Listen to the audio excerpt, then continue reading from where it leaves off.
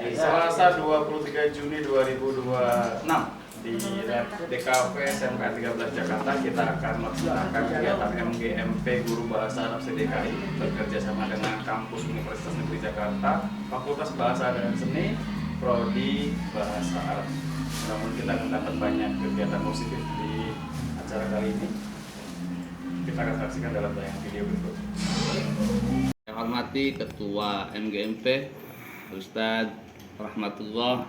Yang terhormat Kepala SMK 13 Jakarta Bapak Deki Noviar MM. Yang terhormat Ketua MGMP Bahasa Arab SMK DKI Jakarta Ustadz Rahmatullah SS. Yang terhormat Koordinator Program Studi Pendidikan Bahasa Arab FBS UNJ atau yang mewakili Dr. Raden Ahmad Barnabas MPD, Serta para hadirin yang tidak bisa saya sebutkan satu persatu, namun tidak mengurangi rasa hormat kami. Alhamdulillahirabbil alamin.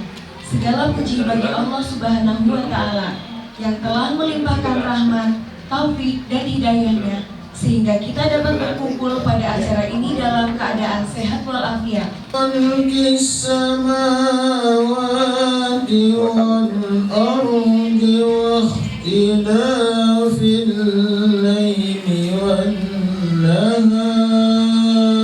Bahwasanya dalam beberapa momen ke depan MGMP Bahasa Arab akan melaksanakan banyak agenda.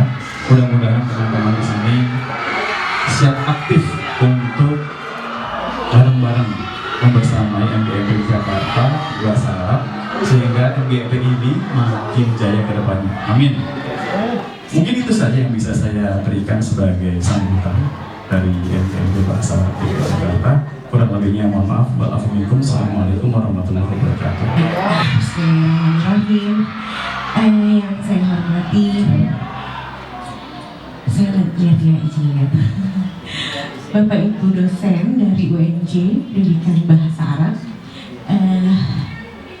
Ibu Noha dari Pak Ahmad MPD, Dr. Raden Ahmad Barnabas MPD, Bapak Dr. Hambali MPD, yang saya hormati Ketua MGMP Bahasa Arab SMK DKI, Bapak Rahmatullah, yang saya hormati Bapak Ibu Guru Bahasa Arab SMK DKI Jakarta.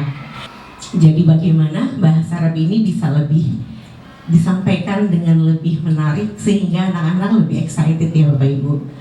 Bahwa kebutuhan di SMK 13 ini ada beberapa terkait kerjasama dengan industri, yaitu dari Turki memang sudah mulai membidik nih lulusan-lulusan SMK, kemudian dari Arab juga memang yang sudah berjalan itu dari Jepang, Jerman, kemudian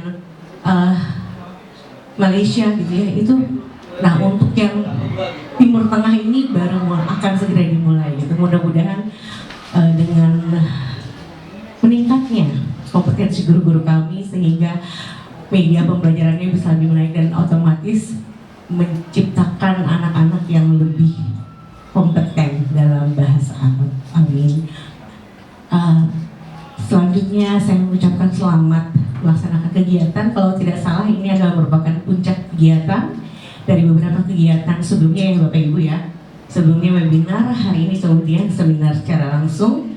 Semoga apa yang direncanakan Bapak Ibu dapat memberikan manfaat untuk kita semua, dan semoga Bapak Ibu yang telah memberikan pengabdiannya bisa mendapatkan berkah dan manfaat juga untuk kedepannya. Mudah-mudahan ada program-program lainnya, Bapak Ibu boleh juga mampir lagi ke SMK 13 Jakarta. Mungkin itu saja yang bisa saya sampaikan. Mudah-mudahan SMK 13 ini tidak kurang-kurang ya. Mohon maaf dengan segala keterbatasan ruangannya, apalagi hari ini lagi ramai sekali karena lagi ada acara di lapangan. Selamat melanjutkan acara, semoga sukses Bapak Ibu semua. Mohon maaf atas segala kekurangannya. Saya tutup. Wassalamualaikum warahmatullahi wabarakatuh. Selanjutnya, sambutan koordinator program studi kepada Bapak Ibu Koordinator Program Studi, kami persilahkan. Pimpinan Ketua MGMP DKI Jakarta hadir juga. Ya. Terima kasih saya ucapkan sekali lagi, terima kasih karena alhamdulillah kami punya rekan yang sangat antusias dengan kata-kata SMK, yaitu Dr. Hambali. Ya. Sampai tesis disertasinya aja tentang SMK. Dan ini saya juga ternyata sebagai pribadi dan sebagai prodi siap selalu mendampingi beliau dari tahun ke tahun dan mulai tahun kemarin Bu. Nah, jadi insya Allah untuk kedepannya Pak Hambali nggak usah ragu-ragu. Pak Mas, ada acara ini, siap. Di bidang bahasa Arab. Ya. Mungkin ada beberapa hal, ya nanti insya Allah kita akan diskusikan bersama sehingga dari sekian pertemuan dan pertemuan berikutnya makin ada peningkatan, juga percaya diri. Baik, kepada Bapak Ibu sekalian, perlu diketahui moderator kali ini adalah Bapak Heri Waluyo yang lahir pada tanggal 17 April tahun 1980 di Brebes, Jawa Tengah. Wa asyhadu an la ilaha illallah wahdahu la syarika lahu. Raden Ahmad Barnabas, Magister Tarbiyah. Wa Al-Mukhtaram Al-Ustadz Dr. Hambali, Magister Tarbiyah. اليوم سوف نتناقش قليلا عن اللغة العربية وأهمية اللغة العربية في حياتنا نحن المسلمين والحمد لله. أولا علينا أن نعرف ما هي اللغة العربية. هل هناك من يعرف من هي اللغة العربية؟ اليوم نحن نتناقش فقط. تفضل. لغة أهل الجنة. طيب، شكرا جزيلا لك. هل هناك إجابة أخرى؟ فليتفضل أستاذة. لا مشكلة إذا كان. أين هي نشأت وأين هي بدأت؟ هل يعرف أحدا أين ظهرت اللغة العربية وأين نشأت اللغة العربية؟ في الشرق الأوسط. نعم.